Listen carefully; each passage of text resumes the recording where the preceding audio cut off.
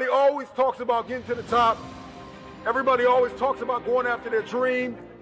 But nobody talks about retention, and the work that is required not only to get there, but to stay there and go to the next level. Hi, this is Christopher Ash with the My First Amendment Right podcast. And today I have with me Zeek Arkham. What's going on, everyone? Thank you so much for being with us, Zeek. And Zeek, where are you from? I'm originally from New York City. I was born and raised in Queens, New York. I'll always see myself as a Queens, New York guy. But currently I am on Long Island, out in Suffolk County. You know, I'm out in the boondocks now. So, but I like it better out here. People here are more American, more pro-freedom. Yeah. This is a pretty red area. So, we back the blue, all lives matter. No protesters over here, and if they ever did come to this area, we'd shut them down pretty quickly. So, I love it here. I'm firmly a Long Island guy now. So I'm living a good life. Okay, wonderful. So what is your background? Like, what do you do for work? Were you a lifelong Republican or? I'm law enforcement in the tri-state area. I wasn't always pro law enforcement. I mean, listen, I got family in law enforcement. I'm third generation. My granddad was a cop. My uncle was a cop, and now you got me. But I fell into a lot of liberal indoctrination in college.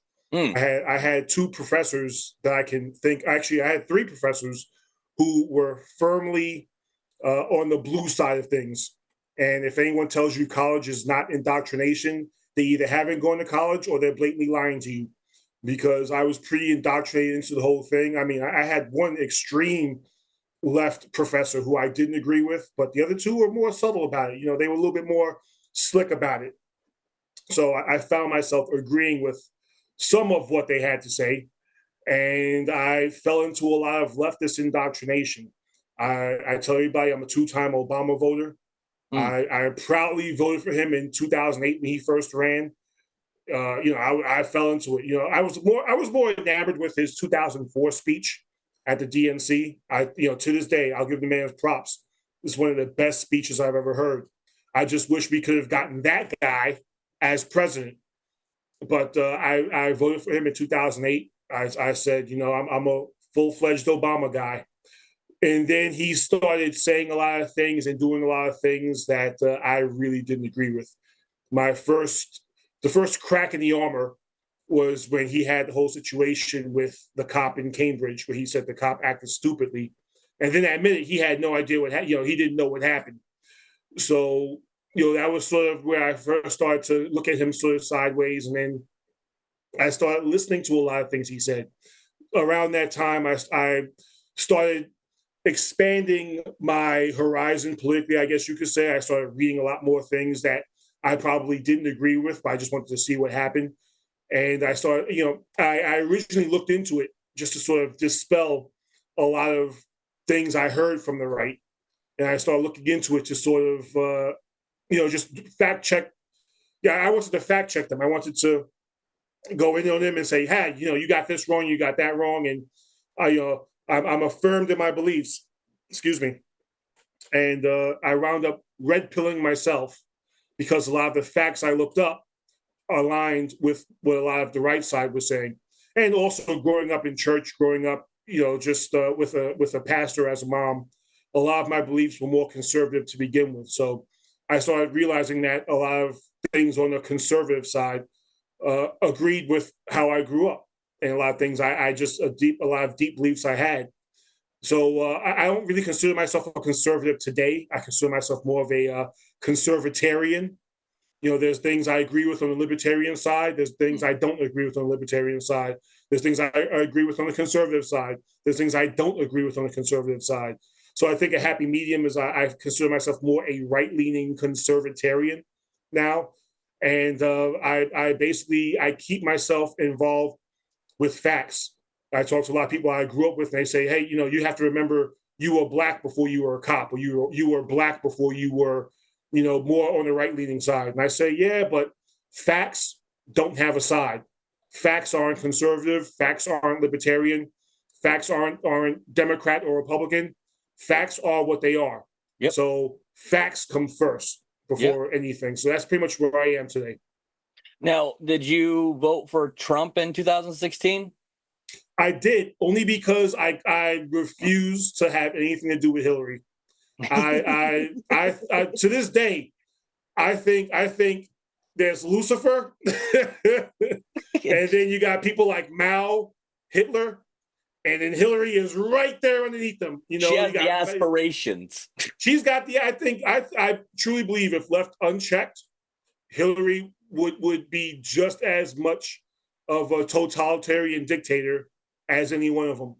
Yeah, I think the only thing that stops her is that you thankfully have half of the country who still knows about a thing called the Constitution and knows about a thing called the Bill of Rights and believes in freedom. I think if left unchecked, Hillary and her thirst for absolute power would destroy the world.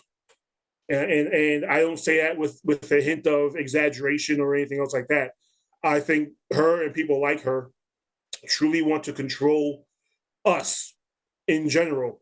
So I couldn't see myself at all voting for Hillary and believing in freedom and believing in liberty. So I voted for Trump, even though I was a never Trumper. Honestly, I started out as a Ben Carson guy. I started out as a Ted Cruz guy. And when Ted Cruz had to drop out because the Trump juggernaut was there, I was upset because I truly believe Ted Cruz would have made a better candidate for presidency. But Trump won me over. And now I'm fully on the Trump train. This will be my third time voting for him, proudly voting for him, and that's where I am. Were you ever leaning towards Bernie? No, not at all. No? Grandpa Bernie, Boothang Bernie. No, not at all. I think I've read enough to see that socialism sounds good on paper, but when it comes to reality, it doesn't work at all. It's that same story where they say, you have a professor who says, I'm going to grade everyone. Everyone gets the same grade. So whatever the average is in the class, that's what you're going to get. And you have people who didn't study, who should have gotten Fs, who are getting Cs. And you got people who studied, who should have gotten As, who have gotten Cs. So you have the person who studied said, you know what? Why am I studying so hard? I'm doing all the work. So I'm just not going to study as hard and I'll still get a C. And it drops the grade point average. And the same thing happens in socialism. You got people who are top earners who go, well, why am I working so hard? You got this guy who sits on his couch every day who is getting just as much as I do. Why am I working so hard? I'm financing his sitting on the couch. And that's what you have. Listen, in smaller societies where everyone can agree to work and everyone can agree to work hard and contribute equally to the pie, sure. But the reality is it's just not going to happen that way, especially in a country like this where you have such entitlement. It's just not going to happen that way. Studies have, studies in science have shown over and over again, it's not going to work. But then you have the Bernie bros who go, oh, well, they just weren't doing it right. It works, but all these countries who tried it before, they weren't doing it right. Well, who is going to do it right? Are we going to do it right? No. So it's not going to work. Listen, capitalism has its flaws, but right now it's the best thing going for in a reality-based society. So that's why I'm not a Bernie Bros guy. And how old are you currently, Zeke? I turned 46 a month ago. Okay, so I'm a decade behind you. From my perspective, and I fully agree with you on the foundation of socialism and communism. To me, same thing. But I think when we were looking at Bernie, at least from my generation, we didn't hear socialism. We just heard okay, instead of our taxes being stupidly spent and not checked within the military or all these the dark money that gets misused and all these tax loopholes that have been created, And instead, there's just a few key things that we could have done to use the tax money better to give universal health care, which, the United States produces enough money to at least take care of its own citizens with health care. Right. We're too rich of a nation for people to be worried about being in debt for a hospital bill. And then, also, if you look at our education system to begin with, we haven't been top 20 in the world and in any educational category in a very long time. And the fact that people even have to take out these massive loans to go into these colleges that, if they're indoctrination or not, but still to get the degree or to be connected to the alumni to get the jobs afterwards is embarrassing. So I think there's like a couple points that just people are like, it just seemed like common sense because the United States is the richest country in the world, yet it does some things that you just know are inherently wrong.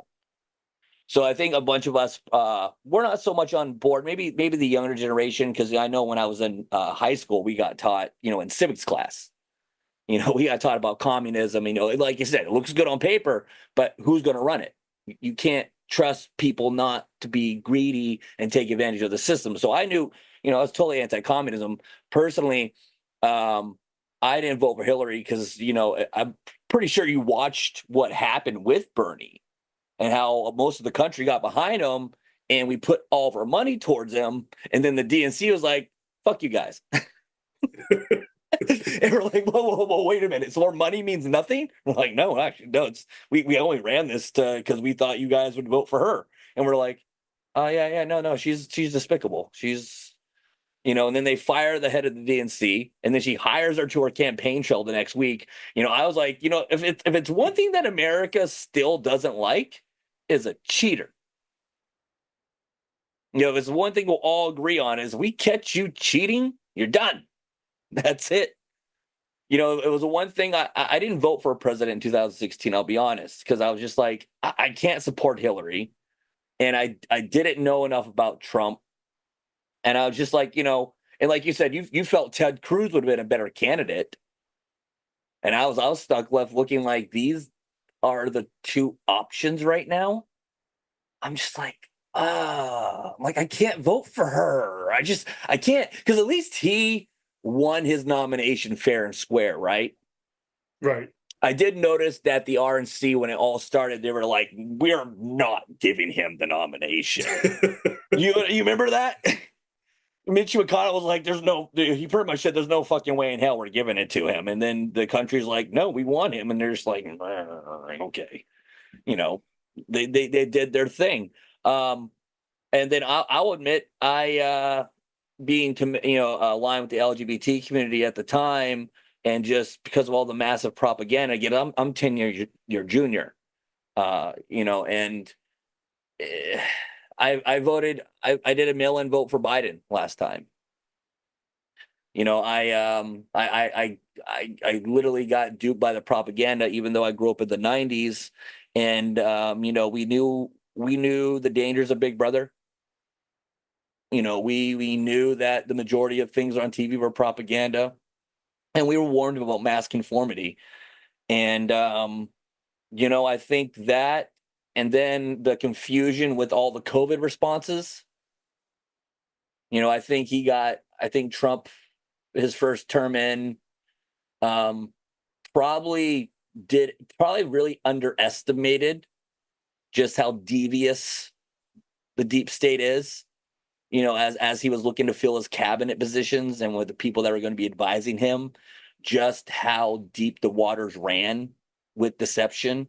And I think he got a lot of bad advice because, look, there's no person I think that's ever been in the White House that is such a genius that they literally don't need anybody that is an expert in almost every area to help inform them so they can make the best decisions for the country. And I think, unfortunately for him, he had way too many people like Fauci, and everybody's trying to tell him he's a decorated scientist and blah, blah, blah. You got to listen, blah. And I think a lot of us just saw chaos. And we just wanted not to have chaos. But I can tell you, past 4 years, has been an eye opener. For me, it was really when I saw New York weaponize its own justice system against him, when my light bulb went, yeah, this is bullshit. Because I saw them come out and say to all the other business owners, they're like, hey, even though we know you guys all do this, don't worry about it. We're just going after him. And you're like, that's not how the law works. I'm like, okay, bullshit. I was like, so this is so obviously he's, even though I'm not like you, I'm not in love with Trump, but I'll tell you what, I fear one man much less than I fear a whole entire system. So to me, it's like the enemy of my enemy is my friend. And he kind of represents, look, if he's worth billions of dollars and he's barely able to fight this system, imagine what the rest of us would be left to do once they take care of him and they turn their eyes towards us. The people who still believe in the Constitution and want our rights to be preserved on every single level. So you had mentioned earlier that when you were in college, or maybe it wasn't college, but you weren't always back to blue, right?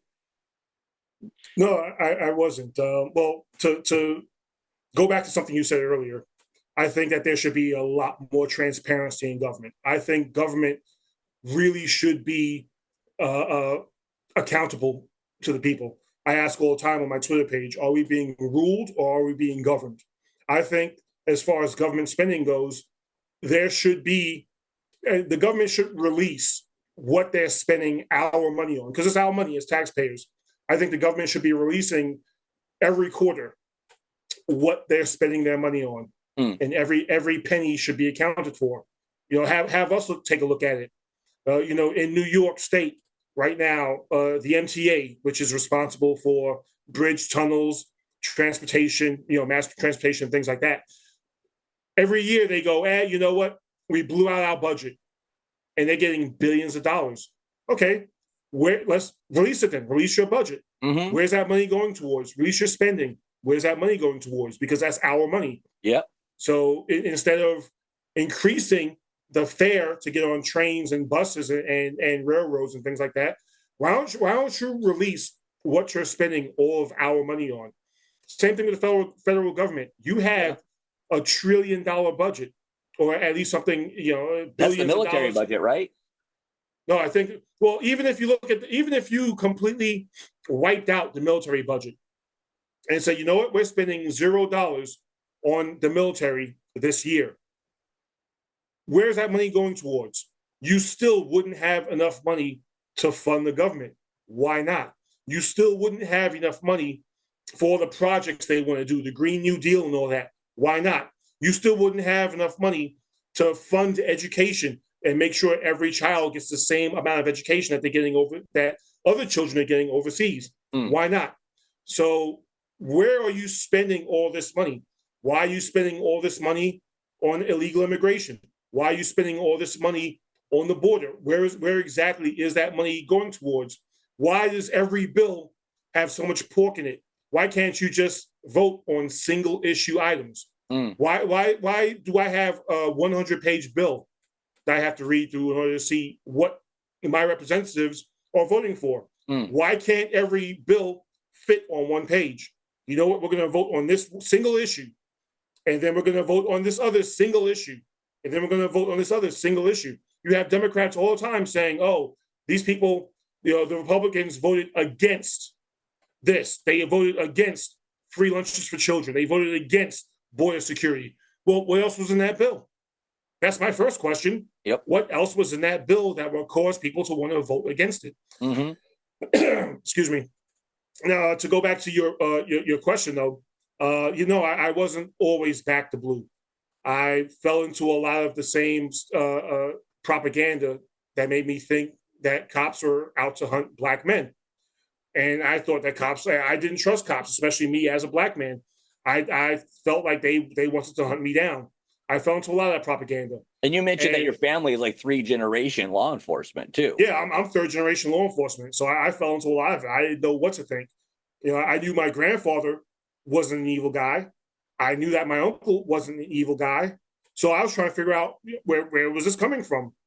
You know, I wasn't hostile towards cops, but I certainly didn't trust them. Right. And I became a cop. And I said, you know what? I'm going to blow out the story from inside. I'm going to be able to say, you know, hey, listen, I was actually inside, and this is what I saw, and this is why we shouldn't trust cops.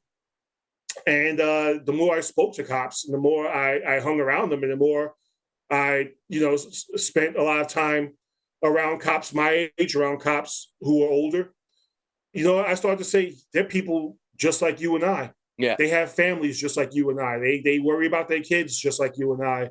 They come to work and just try to do their best, the same as you and I. And are there bad cops out there? Sure. I worked with two guys who were bona fide bad cops, and I helped put one of them away just because I felt so strongly about what he was doing, what he wasn't doing. The other guy was a bad cop, but he more just wanted to, I guess, scam the system. So to me, that made him a bad cop. He wanted to really scam the system, and he didn't care who he screwed over, and he didn't care about his oath and what he wanted to uphold. But the other guy was a bona fide perp criminal, and I'm proud to say I helped put him away. But that, to me, that just, you know, I always ask people, like, what do you think goes on inside cop locker rooms? You know, you have us, quote unquote, good cops who are cowering in the corner trying to figure out how, you know, what we're going to do. And, you know, like they say in Hollywood, you know, the good cops are just kind of cowering in the corner, and the bad cops are twirling their mustaches and going, this is how I'm going to hurt people, and this is how I'm going to scam the system, and this is how I'm going to get over, and I'm going to plot my nefarious criminal enterprise from right here in the locker room. It doesn't happen like that. Usually when us cops find out about other quote unquote bad cops out there, we're finding out at the same time as everyone else. And then my question to everyone else is always, you know, who do you think is out there arresting these bad cops? The bad cop fairy? No, it's us reporting them. It's us saying, hey, listen, that guy came to me with an offer, and the offer sounds very illegal. I'm going to report this. Or I saw that guy take a gun off of someone and then put it behind his back, you know, like he was going to hold on to it. You know, it didn't wind up in the voucher paperwork. I'm going to report that. Or, you know, we took $50,000 off of this drug dealer, and he's only vouchering $40,000. I'm going to report that. It's us cops who remember our oath and who are on the side of good and who want to do the job the right way, reporting these guys and getting them off the job. I say all the time on my Twitter page, I hate bad cops more than anyone. Like with the entirety of my soul, I hate bad cops. And I hate bad cops, because I took an oath, and anyone not falling in line with that oath who is on my job, to me, is an enemy. But also because they make my job harder. Yeah. I have to go up against all the ACAB people. I got to go up against all the people who first thing they want to do is put up a video of a cop behaving badly. And that makes my job harder. I don't want my job to be any harder than it is right now. Right.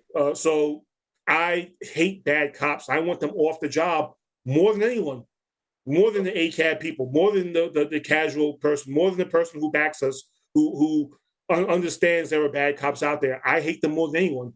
So yeah, I want them all off the job. So would you say, you know, because obviously, you know, this issue isn't just a singular, this is the reason why we have the representation that we do, or the perception that we do. You know, you have your bad actors, but and I just want to say, first off, I think you guys need to be paid a lot more, and your training needs to be more extensive for everybody as well. You know, because it's like you said, it's one of the most dangerous jobs in this country, day in and day out at any point in time. But, you know, I know you personally have, you know, would you say, has there ever been a time where you felt that in trying to uphold your oath and holding these bad cops accountable? Because I know we hear stories where other cops have tried to do what you've done, but because the corruption doesn't just lie within that one cop, it goes higher. That we've seen other cops that have tried to do what you've done be on the outside after, because the perception is almost in some police departments, it's more like a fraternity than it is a public service. Not really. Not really. That's Hollywood. That's all That's Hollywood. That's not anywhere in the country that you've heard of or you're aware of. It's I'm not going to say it's no place else in the country, but for the most part, that's Hollywood, where you see a bad cop and you go to report that bad cop, and all of a sudden the department turns against you. Me personally, I've never seen it. The places I've worked, and I can't find too many of the stories where someone has said, "Hey, listen, this is a cop behaving badly," and cops have turned against them. I mean, I struggle to find any place where cops want to uphold the job more than they want to uphold justice. Listen, might it happen some places? Sure. Might it happen where every now and again a cop does something, like give another cop a summons, or go out of their way to make another cop look bad, or go out of their way to make another cop look bad for their own self-preservation? Sure. I'm certain it has happened, but me personally, have I seen it? No. And for the most part, I would say that's Hollywood, where a cop is trying to expose corruption, and people are going, don't do it, don't do it. It's going to make us all look bad. Serpico, who was a New York City cop, his time was a long time ago, but he actively tries to make it seem like that's still happening today. And I haven't seen it from myself, from any of my New York cop brethren. I haven't seen it in the department I'm in. I haven't seen it anywhere. So I would say a lot of that is Hollywood, and you have people who try to romanticize this notion that the whistleblower cop, is fighting against this huge, massive hill of corruption. Like I said, I haven't seen it. So, could it happen? Sure. But I would say it's much less than it was years ago. what are the I'll get into the thick of it in a second with the whole BLM thing. Well, when I fast forward now, I'm on the same token as you are, that George Floyd wasn't so much a victim as it was a politicized event that was used to cause chaos in our country. But when I went on the front lines in Tampa, Atlanta, and DC, I wasn't so much BLM and defund the police as much as I was just accountability. Because I was sick of seeing video after video of, let's say, a suspect's in custody, and all of a sudden I'm seeing 2 or 3 guys whooping his ass, with the guy's hands tied behind his back, or things like that. And then when we go to hear about the disciplinary actions of these officers, it seems like there was like no accountability at all. Or I learned on the front lines that in some states, not all states, but it is not illegal for an officer to rape a sex worker in the back of their car, because simply there's just not a law against it. Like, it had happened over and over and over again in certain districts, and the officers keep getting away with it, literally because there was no law against it. Where is this going on? I'd have to go back and see. It was God. Because I'm not New York. Not New York. But I'm fairly certain rape federally is bad. Well, so that's what I thought too. But again, you have cases where officers were not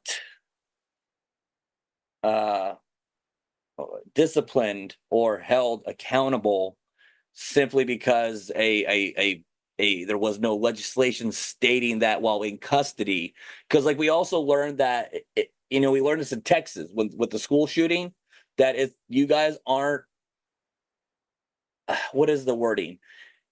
Unless we're in your custody, you're not required you're not responsible to where it's a fault of yours if you don't actively go protect somebody. Okay, let's take a look at that though, because let's examine that. That was Yes, a court case. That was basically a court case where it's a Supreme Court case, right? yeah, where basically the cops were sued because they failed to protect someone. Which fine, basically the court case, paraphrasing, said that cops aren't required to protect you. And the meat and potatoes of that case basically said that a cop isn't guilty of some sort of official misconduct if they fail in their duty to protect you. Basically, let's say if they don't get to the scene in time, or if you need a cop to stay with you. I've had people call me to the scene and say, "Hey, can you babysit me while I give something to someone?" We're not required to do that. Now, will cops try as best as they can to protect you? Yes. Will cops, in most cases, do everything they can to make sure you can get from point A to point B unbothered? Sure. But a cop, by law, isn't required to protect you. Where, let's say, if something happens to you while they're trying to protect you, it's not like you can sue them civilly or you can sue them criminally or anything else like that. Basically, it was set up to protect the cop. Only because they were trying to sue the cop because something went wrong while the cop was there.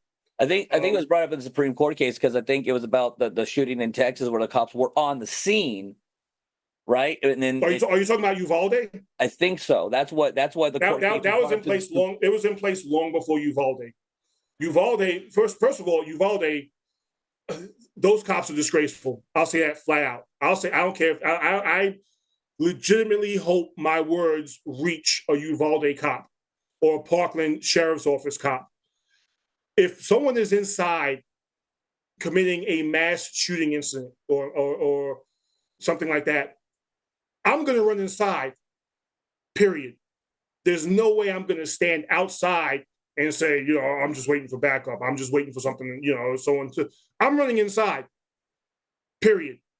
You tell me that there's someone is in a school shooting people, I'm running inside. I'm not waiting for backup. I'm not waiting to make sure the scene is safe. I'm not going to have a parent whose kid inside looking at me, begging with me to go inside and do something. And I'm just like, well, I got to wait. No, I'm running inside, period. 99% of the cops out there would do the exact same thing. What this was a failure by cowardly cops to go inside and do something. That's what this was. And I'm ashamed of them. To me, they disgraced the job. They disgraced their uniform. And if I were in charge of them and I had the ability to fire them, not only would I fire them, I'd be looking into some sort of criminal charges against them because they don't represent law enforcement, in my opinion. So that's what that falls into. And I said over and over again, they disgrace all of us. Me just as a man, there's no way. Me as a parent, there's no way I'm going to allow that to happen. So they disgrace all of us. So that, as far as Uvalde goes, as far as the Parkland Sheriff's Office or whichever sheriff's office that was that refused to run inside and do something, and they had a junior ROTC kid who showed more bravery and more balls than they did, because that kid stepped up and wanted to do something. To me, they disgrace all of us. So, as far as cops serving and protecting, to me, that's a key element of my job. It makes me feel great when someone says, "I'm glad you're here," because I feel safe. It makes me feel great when I can show up and someone feels good. It makes me feel good when I can close a case of someone who was assaulted, whether it's sexually or physically.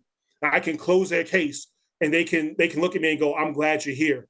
So, I can't. Bravery isn't something that can be taught. You either have it or you don't. And to me, as any cop, every cop, should have that basic element of bravery. Am I holding some cops to a high standard with that? Yeah, probably, but I'm glad to do so. And I think law enforcement, as much as I am back to blue, as much as I support cops, I think law enforcement in certain areas needs a huge overhaul, because you have people who have no idea what it is to do the job now making rules about the job. And you have a lot of cops showing up to take this job on who are more afraid of losing their jobs and losing their pensions than they are of actually showing up and protecting people and establishing law and order. But I don't blame the cop for that. I blame the people who make the laws. I tell people all the time, because I get into these arguments on social media all the time, cops should do this, or cops should just quit, and cops should just do that. And you're putting your opinion on what the cops should be doing, and the cop is trying to feed their families or trying to pay their mortgage for the month.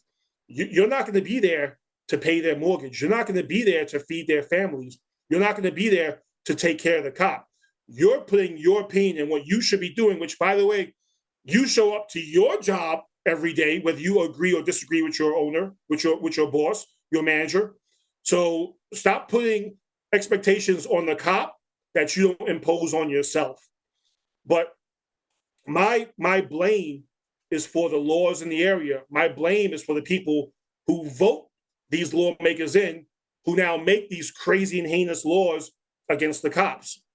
So I always say, hey, listen, if you want cops to really step up and do the job that they signed up for, you have to vote differently.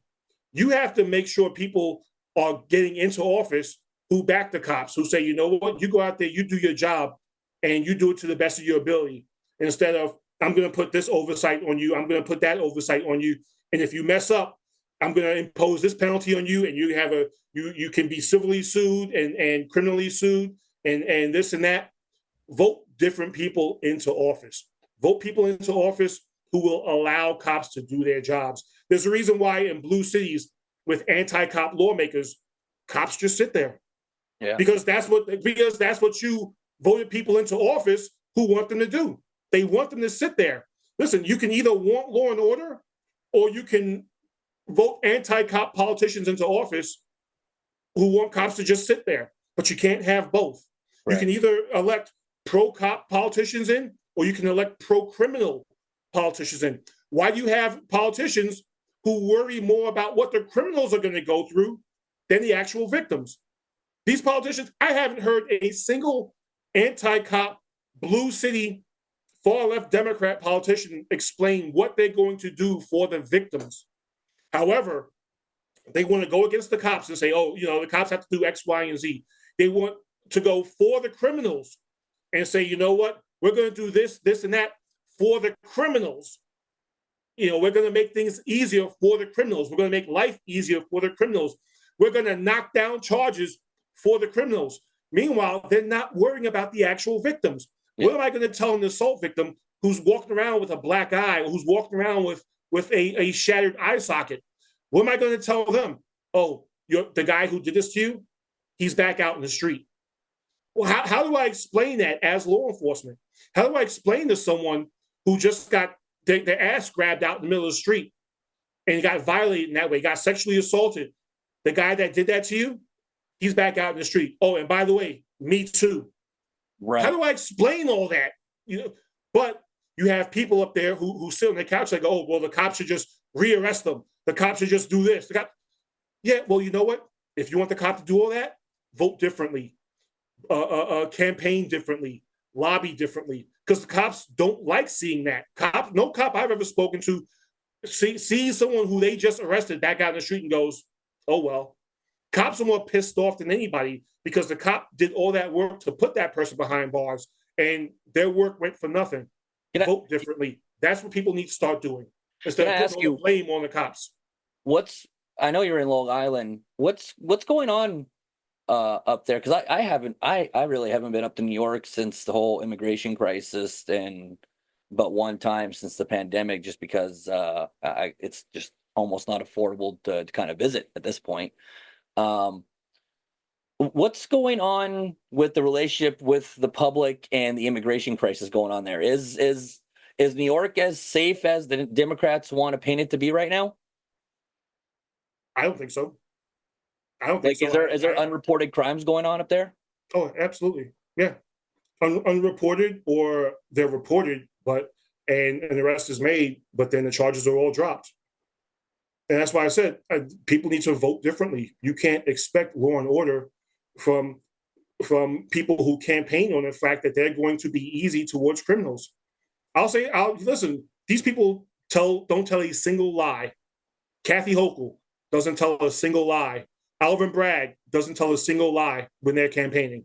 They tell you to your face, we're going to put restrictions on cops. We're going to put restrictions on law and order. And we're going to make things easier in the criminal justice system for the perps. They tell you to your face, straight up. So they don't try to hide it. We have illegals committing crimes up in the tri-state area and things being done? Things being done to keep them in jail? No. Well, yeah, I mean, like, even if I went to another country, even if I was let in legally and I committed a crime, my ass would be deported the next day. Listen, if I hopped over a fence and ran into Mexico, Zeek Arkham, if I crossed into Mexico illegally and I got caught, they're not gonna, give me a hotel. Right. They're not gonna give me a cell phone. Nope. They're not gonna give me a stipend so I can feed my family. Oh yeah, how much do you know about how much that average stipend is that they're getting? Because remember, I don't know if you saw on social media recently, it's been circling around, but the person that kind of left the receipt at one of the places and it showed like, I saw that. Is that real? It's real. They're really getting like nearly over like $8,000 worth of benefits, and they're getting free rent and all this good jazz. Yeah. And when they're committing crimes, they're not being deported. Nope.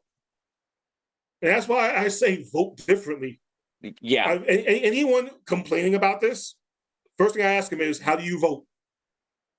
And because the majority of the people who want something done are voting for the same people who are enabling and allowing this. This is why it blows my mind when people move out of New York and then vote into a red state or vote or move into a red city. And the first thing they do is vote blue. Yeah. I'm talking about New Yorkers. I'm talking about Californians. I'm talking about people from Washington State. I know. I'm talking about people from Portland. I'm talking, people from Illinois. If you want these policies so badly, stay where you are. Stay exactly where you are. Matter of fact, I mean, I know it's against the Constitution and Bill of Rights, but I would love to have some sort of system in place where if you want to move into a red state, you have to show how you voted for the past couple of elections. And if you are voting for the same blue candidates, I'm sorry, you have to stay where you are. You made this bed. You now get real comfortable in laying it. I say that all the time. Florida would vote for that. Georgia would vote for that. Texas would vote for that. North Carolina would vote for it. There's a ton of places. Both the Carolinas. There's a bunch of places who say, we don't want you here if you are going to vote for people who screwed up your state. Right. And now you're here. Don't screw up our state. Stay exactly where you are. And there's people even within those states who say, you know what? I mean, if you look at California, Los Angeles County basically runs the state. Right. And California, I think, would love, every place around Los Angeles County would love to say, you know what? Let them do their own thing. Let's break this off and form our own thing, because they are screwing up the rest of our beautiful state. Yeah. Look at New York. New York City basically runs the state. New York City is blue. The rest of New York State is red. And I think, especially where I am in Long Island, people would love to say, hey, you know what? Let's leave them to their own devices. Let's break off and do our own thing. And we're good. They want to screw up their city, let them do so. We have the rest of our state. When growing up, I thought I was going to be a lifelong New Yorker. I enjoy the seasons here. I like where I'm at. I like my neighbors. I thought I'd be a lifelong New Yorker. Now I can't wait to leave. So I'm sorry. I'm going to be, listen, I used to love visiting Manhattan. I want to move back to America. So, so I love to leave the People's Republic of New York. And I'm sure there's people in California. It doesn't even feel like a republic, does it? Yeah, I'm sure people who would love to leave the People's Republic of California, or the People's Republic of Illinois, or the People's Republic of Minnesota. I'm sure there are people there who would love to get out. But right now, logistically, they can't. Yeah. So they have a segment of the state basically ruining it for everybody else. And I think people who vote that way should be forced to stay exactly where they are. You made this bed, get real comfortable and lay in it. So two last things I wanna jump into here before I let you go. I noticed that you're I assume by looking at your post you're pro life, I am. and have you always been pro life? I've always been pro-life. However, working the way I do, I believe in the exceptions. I'm not going Right. to. I'm not. I'm personally. I'm not going to be the one to tell a rape victim that she has to carry that baby. Yeah, I. exactly. I. Exceptions. I have seen firsthand the trauma of sexual assault and rape, and my heart goes out to those victims. Absolutely. I'm personally. I'm not going to be the one. And people. I've lost followers over this. I've had people vehemently disagree with me on it, and that's their right. I don't. I'm Yeah, not I going to be the one to understand. tell a sexual assault victim who got pregnant that they have to keep that baby to term. Yeah, no, I'm just not. I'm no, not going to be the one to tell a mother whose life is in danger by having this baby that she has to keep the baby. exactly. I'm not going to be the one to say that to them. Incest. I'm not going to be the one to tell them that they have to carry that baby to term. I'm just Yeah, not. that's bad However, yeah. however, I'm discussing 1%, less than 1% of the people who go to Planned Parenthood or Yep. any of these other abortion centers to have an abortion. The people, what they're trying to do is they're trying to conflate these exceptions Right. to, again, the 99% of people who go in there and go, hey, listen, I let some dude who reads at a third grade level come inside of me, and I don't want to have his kid because I don't want to pass on stupid genes. Yep. I need an abortion. That's what's going in there. Hey, listen, if you were old and mature enough to do the act, then you need to be old and mature enough to deal with what comes with it. Yeah. That's like me getting drunk. I'm wasted. I'm three sheets to the wind. I'm half in the bag, and I get behind my car, and I'm driving. I'm doing 100 miles an hour, and I kill someone. And I go, I was drunk. You got to talk to drunk me about that. Sober me is a different person. No, it don't work out that way. Yeah. You did something. You performed an act, and that act led to something, Mm-hmm. and now there's a consequence for it, Yep. and that's what that is. Hey, listen, And condoms are much cheaper than an abortion. and besides that, exactly, with all of the stuff we have that can prevent pregnancy, all the contraception we have, condoms, they literally hand out condoms for free. Yeah. Yeah. There's a morning after pill. There's a morning after pill. Hey, listen, And even that stuff, I would recommend, because you can get that shit, which just like a pack of cigarettes. yeah, But I would still shy women away from birth control and the morning after pill, just because it's the pharmaceutical companies are the ones that make out on this like bandits, right? And they don't tell these women when they take this stuff these side effects that come with it, with mentally playing with yourself that way and your body's chemistry. So it's been proven that birth control causes apathy in women because it changes them hormonally and can potentially make them barren and not be able to have kids in the future. But so and I think too also in society, I'm more recently hardened in my pro-lifeness about the whole abortion topic, because I'd say I came from an area of her body, her choice, to be like, it kind of more when I'm kind of looking at this whole abortion issue, I feel there's something more nefarious about the whole thing about it, and that's my another thing is, reason why. Go ahead. when we talk about my body, my choice, why wasn't it your body, your choice when you let this dude with a third grade education come inside of you? Right. Or even the fact that men don't your have. body, your choice then. How do you feel about the fact that men have no say in it either? And that's the other thing. No one gets pregnant by themselves. So hey, listen, if you want to keep the baby and I don't want you to keep the baby, where's my say? Because after you have that baby, I'm responsible for it, at least financially. So like Dave Chappelle said, if we're not having that conversation, then maybe we should be. And then maybe we should have a broader conversation as far as that whole thing goes. Because I think honestly, men when they first find out, unless I think you're kind of like indoctrinated, And I think, being pro-abortion is almost being anti-human in a way. I agree. Because I think at our core, at our most basic things, procreation is the most important thing in the species. We're seeing it country to country right now too, with this whole shit in population reduction. The United States is underproducing. Japan's going to have a huge problem here soon. China has a huge problem as well because of the one baby policy. And that I feel, society and our government, I think, wages have been stagnant on purpose. I think inflation's being done on purpose, and it puts people in such a mentality that when the thought of a baby comes, people are like, holy shit, I can barely afford to take care of my dumb ass. Yeah.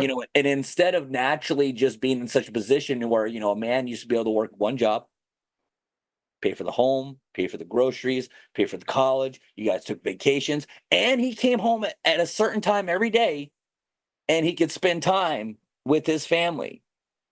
You didn't have to work 80 hours and never be home and be estranged from the family he's providing for. I think our country in particular has done such a purposely manipulative mind fuck of a job that instead, I think man's natural instinct when he hears a woman's pregnant, I think instinctively he wants to be the happiest he's ever been. Because I think, I think a man doesn't become a man until he has kids.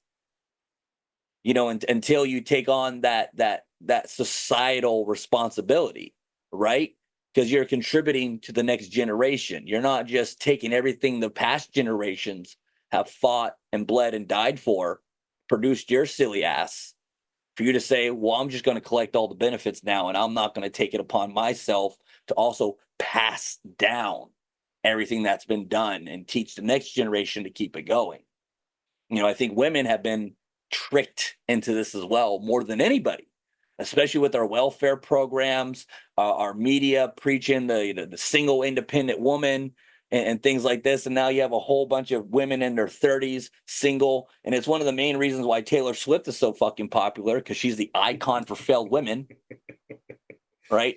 30s, never been married, no kids, but she's got money. But you look at half these women in their 40s and they're all bitter Karens. Yeah. Because they got no one to love them. And even when single moms happen, and that's another thing in our country. People I hear women saying, well, I don't want to be a single mom. I'm like, why is your concern about being a single mom instead of just having this kid and trying to be a family? I'm like, how about, it's kind of like don't manifest negativity, right? But our country's has gotten to a point where that's more the norm now. Right. Where back in the 50s, it used to be, the man stayed home, even if it was hard. The man stayed with his family. And now you have, all these single moms, and they push the men out, and then they raise the kids by themselves, but then they reinvent the kid into themselves. And then we have a whole bunch of over emotional, especially men, running around the country, because like fathers are important. I agree. After the nurturing period, I'd say they're more crucial to the individual's development than the mom after a certain age, to get acclimated with how the world is, because the world is ran by men. So if you don't have a man kind of teach you how men act, how you need to act with men, what to expect out of the world, how to build yourself within the world, your reputation and things like that, you're at a far disadvantage. So, yeah, it's like you said, it's just not taking the responsibility, or maybe it's the education in our country too. It's the media, and it's the LGBT community. One of the bigger reasons why I've disassociated myself with it is because, when we first started 15 years ago, it was just about people just want to live their lives in peace and private. That's what it was, right? We just want to be able to not be judged by what we do behind closed doors, by getting fired or not employed and things like that. It was kind of like, yeah, I can't really disagree with that. And now it's becoming, we need LGBT in schools. We need to be teaching kids at a very young age about this hedonistic bullshit, and it's it's utterly just massively confusing. So the last thing I wanted to talk to you about, though, because I know you're limited on time here, Zeke. Obviously, you're anti-Kamala. Yes. So obviously one of the things I think we've all noticed with her running for president is her all of a sudden claiming to be this altruistic Black woman. And I'll say, obviously, she's half Indian, half Jamaican, right? So I'm not saying she's not Black, but, if anybody that paid attention to her when she became a state senate, that was not something that she promoted or talked about. She was all about her being Indian. So as because I can't speak for the Black community, as you can see, I lack the pigmentation. As a Black man yourself, like, can you speak authentically? Like, how do you and your community, maybe in just the tri-state area, like, how do people actually feel about Kamala? Honestly, I have no allegiance to her just because she may or may not be Black. I've made a ton of jokes about it, but the truth is, I couldn't care less what her skin color is. I'm not going to vote for her just because she says she's Black. I'm not going. I have no sort of allegiance to her, or I don't feel like I have to do it just because she's Black, just because she says she's Black. My thing is, I look at her policies. She was a horrible district attorney. She was a horrible attorney general. She was a horrible senator, and she did nothing as vice president. So this is someone who has managed to fail upwards her entire career. I mean, we all know that one person that we look at them more like, how do you dude, who's praying for you? Because God is hearing their prayers, and you somehow manage to find you fall ass backwards into success all the time. And this is someone who has fallen ass backwards into success her entire career. And now she is unfortunately a viable presidential candidate. And she has no platform right now. She has no policy. She can't say she's done anything successfully. She's making all these promises about what she's going to do once she gets into office, while actually being in office. So I don't know why anyone would vote for her. Her skin color, what she said, her background, the obvious lies we've caught her in over and over again about her background. I mean, it's, to me, that's a moot point. I'm glad Trump and Elon, on their discussion last night, went into policy and went into all the failures that she's done within her policy, within her time in office. I'm glad Tulsi Gabbard destroyed her 4 years ago during the presidential debate. No, she ended her presidential run that night. She ended her presidential run that night, and the Kamala spin team is now saying, "Oh, okay, well, it wasn't tens of thousands. It was only 45." Meanwhile, you have those same people excoriating Donald Trump because he went against the Central Park Five, which at the time everyone went against the Central Park. Yeah, you got bad information. Which I don't even think was bad information, because if you look at the actual meat and potatoes of that trial, they're not completely innocent. So I mean, it basically came down to, okay, they might not have raped her, they might not have been the ones who actually raped her, but they had some part in it. Which, to me, they should still all be in jail for that. Oh, I didn't hear that. Oh yeah, no. If you look at the actual meat and potatoes and the actual spontaneous utterances of some of them, it's not like these were just some good kids who were out there hanging out for the night and just happened to be roped into something. No, they had an active part. They had an active part in something that went on that night. If you look at their spontaneous utterances, if you look at their confessions that they say were coerced out of them, which they've offered no evidence for. Hmm. So it's like, going back to Kamala Harris, she has failed upwards her entire career.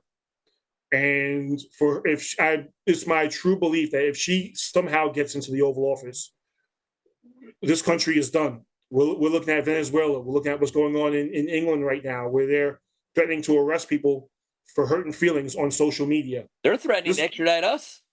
Yeah, and good luck with that. Good luck with that. So I look at what people, how people are voting, and people are saying, well, she's not Trump. Well, she's, we're basically just voting against Trump. To me, I think that's dangerous because you're putting your personal feelings over the welfare of this country. And like I said, I'll just end by saying this. Look at policy. Look at what people have actually done for this country. Look at you have to, if you can't come up with 3 legitimate reasons as to why you're voting for someone, then you are an uninformed, uneducated voter. And I'll say that, and I make no apologies for it. It's about country. It's about the future. It's about what you want to leave to your children. It's about the country that took over 200 years to establish to get to this day that you're going to throw out because you don't like some mean tweets. Right. So look at that and think about what you're doing for the benefit in the future of this country. So do you think, because obviously, I feel everything on cable news is just propaganda. I don't care if it's Fox, CNN, MSNBC, even Comedy Central at this point, I don't watch. I haven't watched it probably in a good 5 years now because I feel it's really trying to twist the narrative here. So do you think the polls are real right now? These are the same, and I'll end with this because I'm actually 10 minutes late for my meeting. I think everything is manipulation. They're trying to make Kamala more popular than she is because they have to. They know Trump doesn't bend the knee to them. That was evident in the conversation last night. That was evident in his 4 years as president. Trump doesn't bend the knee, and they hate that. They spent the last couple of years doing everything they can to destroy the man to make sure he can't run again. These 2 bullshit impeachments was so that he couldn't run again.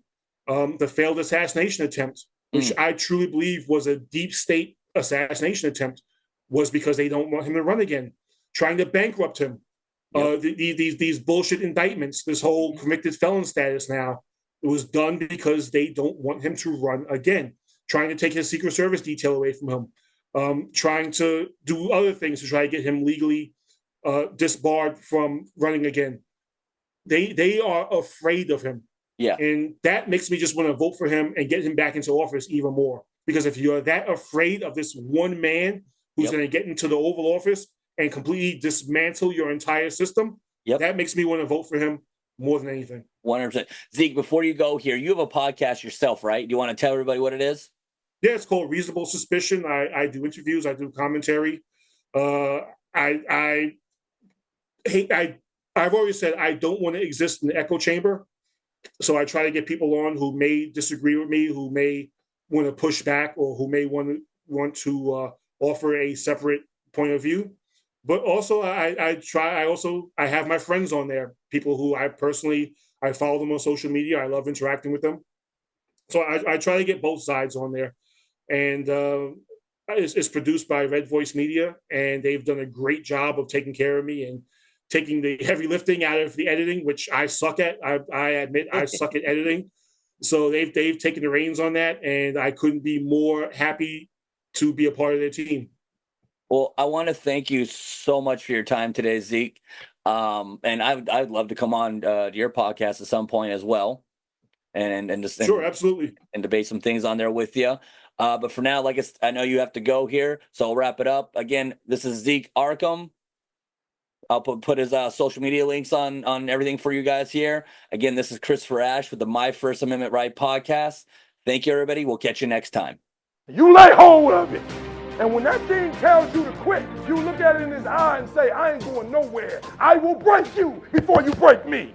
You will not defeat me. You will not destroy me. Some of you are so ignorant. You've been through so much hell. You gonna quit now?